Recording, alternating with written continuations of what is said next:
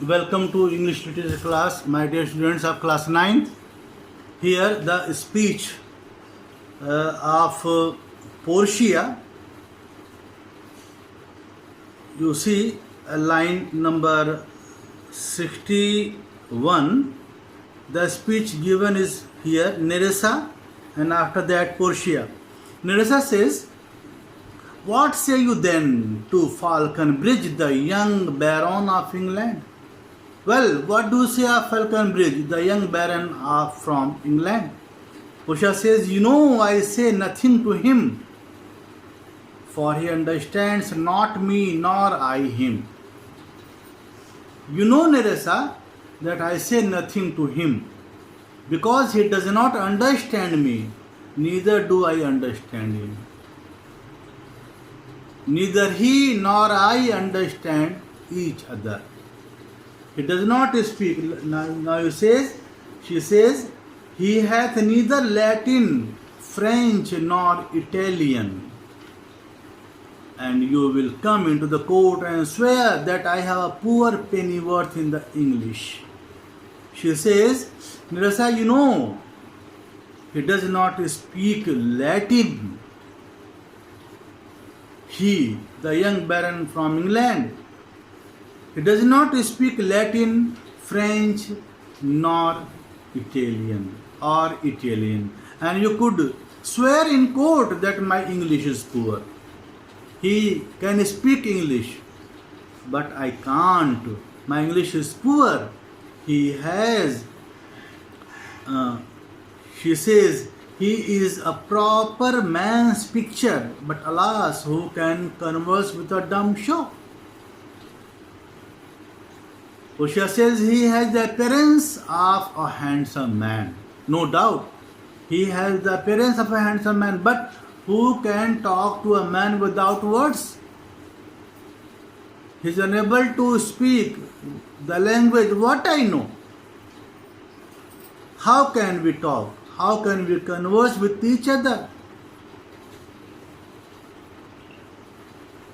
How oddly he is suited. How oddly, how strangely he has dressed, you see. I think he bought his doublet in Italy, his round hose in France, his bonnet in Germany, and his behavior everywhere. She says, I think he bought his jacket in Italy, his trousers in France, his cap in Germany, and his manners from everywhere. He looks very awkward. Nerissa says, what think you of the Scottish lord, his neighbor? Well, what do you think of his neighbor, the Scottish lord? Portia says that he hath a neighborly charity in him, for he borrowed a box of the ear of Englishman and swore he would pay him again when he was able. I think the Frenchman became his surety and sealed under for another. Portia says he has love for his neighbor because he received a blow on his face from the Englishman and swore that he would return it when he was able to do so. I think, Nerissa, the Frenchman guaranteed that the Scottish lord would repay his debt and signed his name underneath the Scotsman's signature on the bond as a guarantee for a friend. Nerissa says, how like the young German, the Duke of Saxony's nephews? How do you like the young German, the Duke of Saxony's nephew? Portia says, very vilely in the morning when he is sober, and most vilely in the afternoon when he is drunk. When he is best, he is little worse than a man, and when he is worst, he is little better than a beast. And the worst fall that ever fell, I hope I shall make shift to go without him. Portia says, he is terrible in the morning. He is terrible, horrible in the morning when he is sober. but worst in the afternoon when he is drunk. When at his best, he is worse than a man, and when he is at the worst, he is not better than a beast. If the worst thing that could happen should happen, I shall not accept him. In any case, I shall not accept him.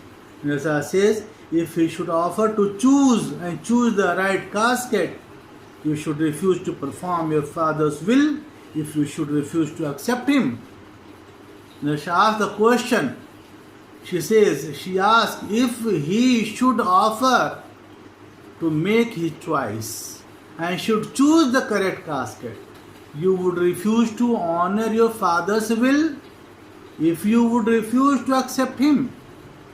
Portia says, therefore, for fear of the worst, I pray thee, set a deep glass of Rhenish wine on the contrary casket, for the devil be within and that temptation without. I know, Nirasa. So in order to avoid such a situation, please place a large glass of Rhenish wine on the wrong casket. On the wrong casket, right? On the wrong casket, please place a large glass of Rhenish wine. Even if the devil is in the casket, devil be within and that temptation without. Even if the devil is in the casket, but the temptation of wine is outside. The temptation of wine is outside. And I know he will choose it. I will do anything, Nerissa, or I will be married to a sponge. She says, he will choose that particular casket, wrong casket. I will do anything, Nerissa, before I am married to a drunkard. Before I am married to a drunkard. He is a drunkard person. Nerissa says, you need not fear, lady, the having any of these lords.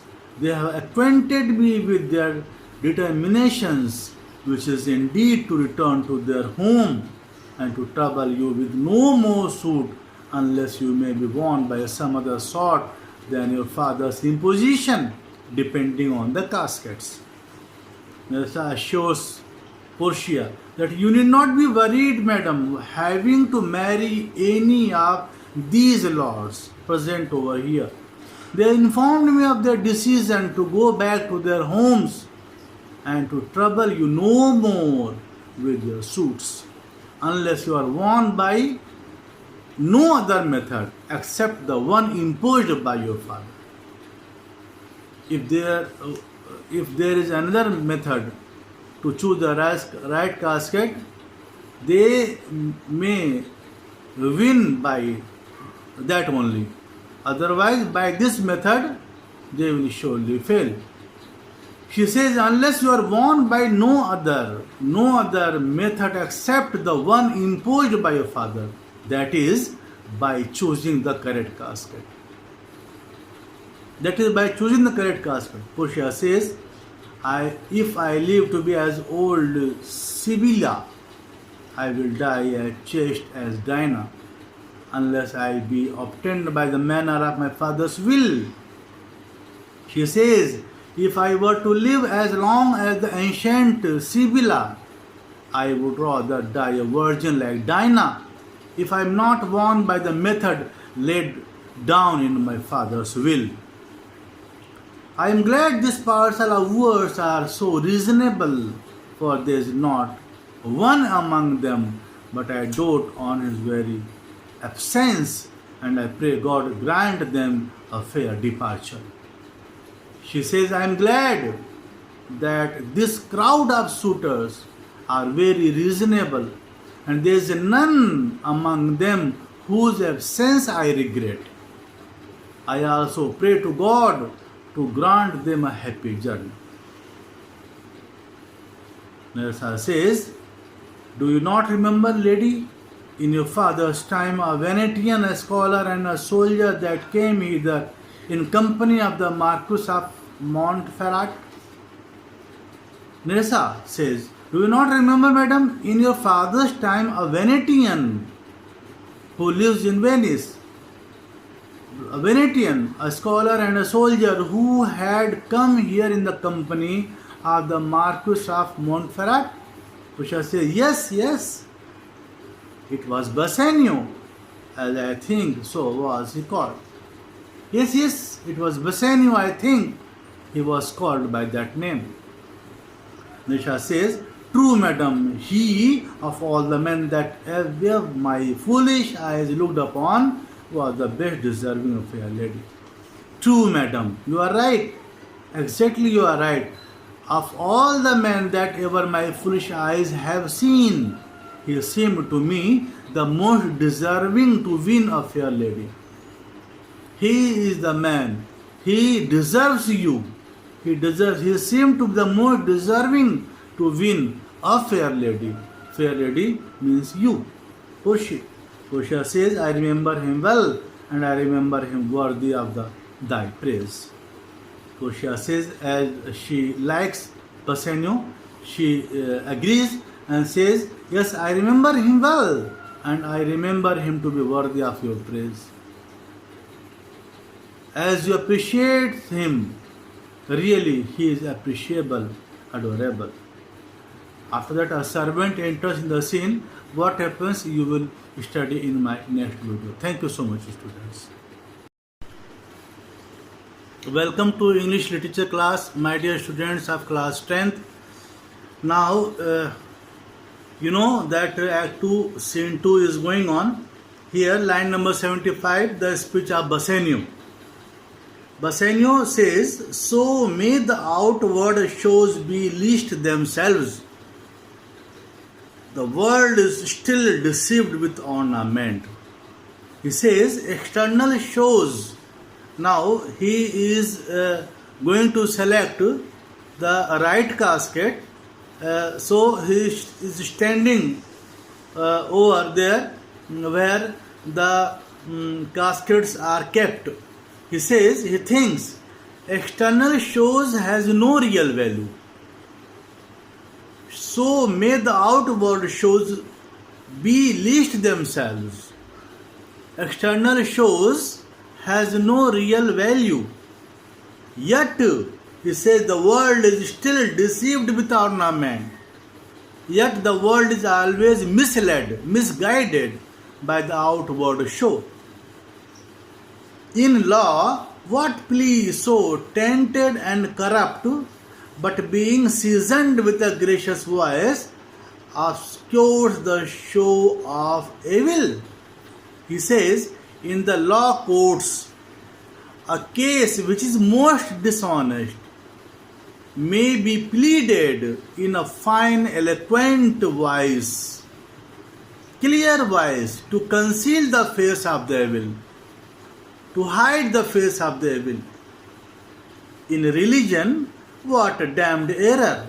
But some sober bro will bless it and approve it with a tact, hiding the grossness with the fair ornament. He says, in religion what happens? Some pious looking person will commit a grave error, serious error, and justify it by quoting the scriptures, thus hiding the evil under sacred words. Under sacred words, there is no why so simple but assumes some mark of virtue on his outward parts. He says, even the most simple vice has some external resemblance to virtue. How many cowards whose hearts are all as false as stairs of sand, wear yet upon their chins the beards of Hercules and frowning Mars. He says, how many cowards timid persons with hearts as deceptive as a stairway of sand have beards like those of the god Hercules or the foreign Mars, who inward searched have livers white as milk. He says here, when such people are examined closely, they have cowardly livers as white as milk.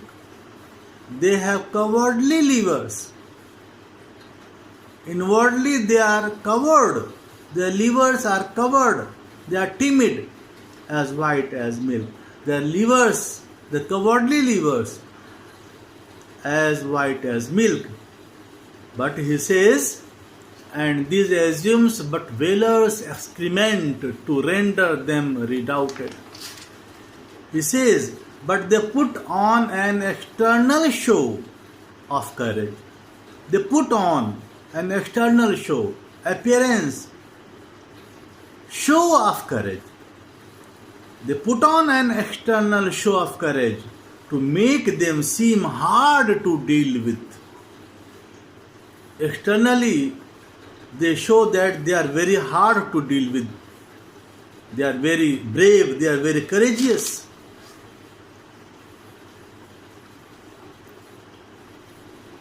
Look on beauty. He says here, look on beauty, and you shall see that is purchased by the weight. He says, when we examine beauty, we will see that the artificial beauty is purchased by weight. Purchased by weight means in a chemist shop. Beauty is purchased by, artificial beauty is purchased by weight. From where? In a chemist shop, which therein works a miracle in nature. And those who wear most of this purchased beauty, those who wear most of this purchased beauty, that is makeup material, are, he says, which type of person are they? Which there works a miracle in nature, marking them lightest that wear most of it. He says, those who wear of most this purchased beauty, makeup material, are lightest. They are lightest in character. Lightest in character. He says further, so are those crisp, snaky golden locks, which make such wanton gambols with the wind upon supposed fairness, often known to be the dowry of a second head. The skull that bred them in the sepulchre. He says, there are some people with the curly golden hair. They wear wigs which move playfully in the wind over a face. Supposed to be beautiful. However, in reality, they have taken their beautiful hair from another head. They have taken their beautiful hair from another head, and the skull on which the original hair grew. He says, so though crisp snaky golden locks, which make such wanton gambol with the wind, upon supposed fairness often known to be dowry of second head, the skull that bred them in the sepulchre, thus ornament is but the guided shore to a most dangerous sea. He says, when they wear the wigs which move playfully in the wind over a face, supposed to be beautiful, however, in reality, what is the reality? They have taken their beautiful hair from another head, and the skull on which the original hair grew is lying in the tomb. They are buried, is lying in the tomb. So outward adornments are treacherous shores to a dangerous sea. He says, thus ornament is but the guided shore to a most dangerous sea. He says, such type of so outward adornments are treacherous shores to a dangerous sea. How? He says, the beauteous scarf veiling an Indian beauty. A lovely scarf covering a dark face. Covering a dark face. By lovely scarf, they cover a dark face, means concealing ugliness. They hide, they conceal ugliness. He says, in short, the seeming truth which cunning times put on to entrap the wisest.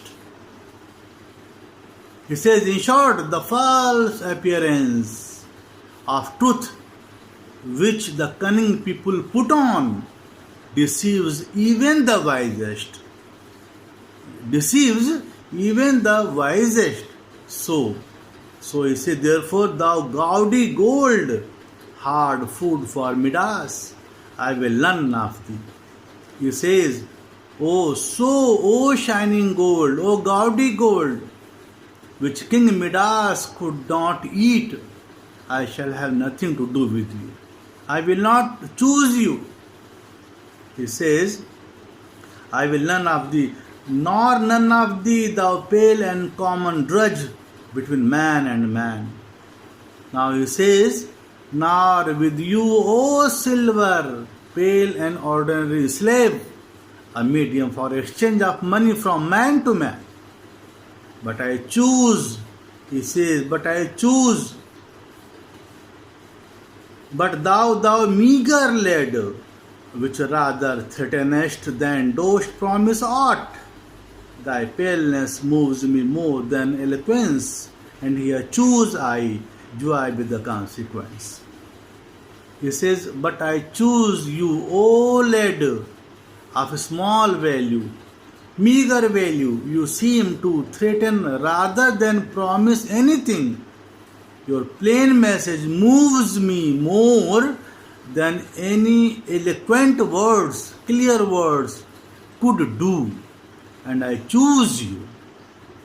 May the result lead me to happiness.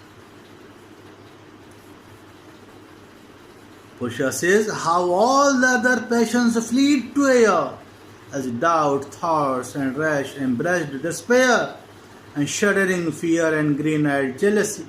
O love, be moderate. Allay thy ecstasy, in measure reign thy joy. Scant these excess, I feel too much thy blessing, make it less, for fear I surfeit. Portia's speech here, now may all other emotions vanish. When she looks that Bassanio is going to choose the correct casket, lead casket, she feels happiness and says, now may all other emotions vanish into the air, such as doubt, rashly conceived despair, trembling fear, and the green-colored jealousy. O love, be calm and reduce my excessive joy, ecstasy, excessive joy. I feel your blessings too strongly. Make it less, lest I suffer from excessive joy. And what Bassanio says, after that, you will study in my next video. Thank you so much.